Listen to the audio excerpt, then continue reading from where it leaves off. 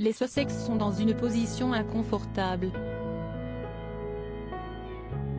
Spotify a décidé de mettre brutalement fin à leur contrat de 25 millions de dollars et la firme cache à peine son ras-le-bol face au manque d'implication évident du couple. Mais de nouvelles révélations émergent qui, si elles sont avérées, pourraient faire voir rouge à la plateforme. Le mégoï engagé en 2020 avait été pourvoyeur de nombreuses opportunités financières pour le duc et la duchesse de Sussex qui comptaient bien capitaliser sur leur histoire personnelle au sein de la famille royale britannique. Aussitôt dit aussitôt fait, en décembre 2020, Meghan et Harry ont signé un contrat exclusif d'un montant de 25 millions de dollars avec Spotify. Archewell Audio proposera une programmation qui élève et divertit le public du monde entier, promettait ainsi la plateforme suédoise. Mais la firme a rapidement déchanté.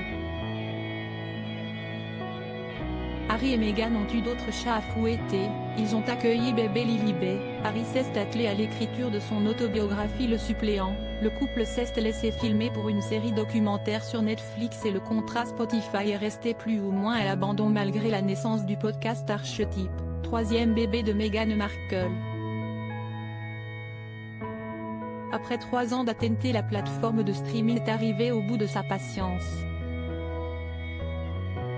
Le 15 juin 2023, un porte-parole des fugueurs royaux a confirmé la rupture entre Spotify et les jeunes parents. Si diplomatie et courtoisie ont joué des coudes devant les caméras, en coulisses ce n'était pas tout à fait la même chanson. Bill Simmons, responsable de l'innovation et de la monétisation des podcasts chez Spotify, en avait manifestement gros sur le cœur et a fait en sorte que cela se sache. J'aurais aimé être impliqué dans ces négociations. L'épée d'escroc.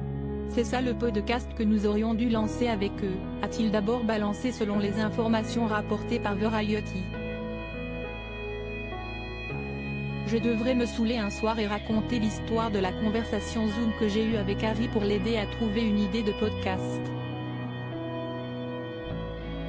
C'est l'une de mes meilleures histoires. Qu'il aille se faire voir. Des arnaqueurs, a-t-il conclu fâché.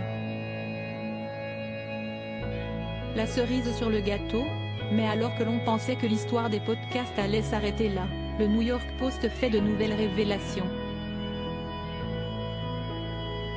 Un document attesterait que les interviews de Meghan Markle pour son podcast Archetype n'ont pas été menées par elle. Podnews a rapporté que certaines des interviews de l'émission auraient été réalisées par des membres du personnel de la duchesse, et que sa voix posant les questions aurait été ajoutée après coup. Les spéculations selon lesquelles Meghan Markle n'interrogerait pas directement ses invités ont commencé à circuler lorsque l'écrivaine Alison Yarrow a partagé, sur Instagram, en août dernier, une publication dans laquelle elle disait son excitation de participer à une série visionnaire, avant de finalement remercier un producteur du podcast pour avoir été un excellent intervieweur.